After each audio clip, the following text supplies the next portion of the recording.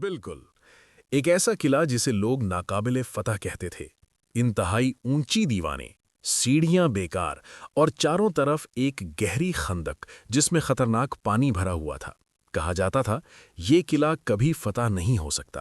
آئیے دیکھتے ہیں کہ ناقابل فتح سمجھا جانے والا یہ قلعہ چند دنوں میں کیسے راکھ کا ڈھیر بن گیا۔ پھر 1398 میں دہلی کی طرف بڑھتا ہوا ایک خوفناک نام یہاں رکا، امیر تیمور، تیمور لنگ۔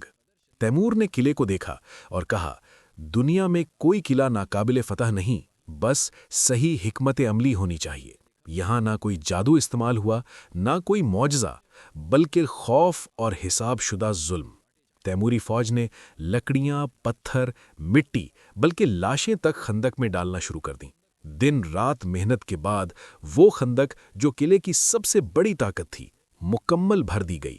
جیسے ہی پانی ختم ہوا، قلعے کا دفاع بھی ختم ہو گیا۔ پھر میدان میں آئیں بھاری جنگی مشینیں، بڑے بڑے منجنیق جو دیواروں پر پتھروں کی بارش کرنے لگے۔ دیواریں کانپیں، ٹوٹیں اور زمین بوس ہو گئیں۔ صرف چند دنوں میں صدیوں پرانا بھٹنیر کا قلعہ راکھ کا ڈھیر بن چکا تھا۔ قلعہ فتح ہوا، شہر جلا اور دہلی کا راستہ کھل گیا۔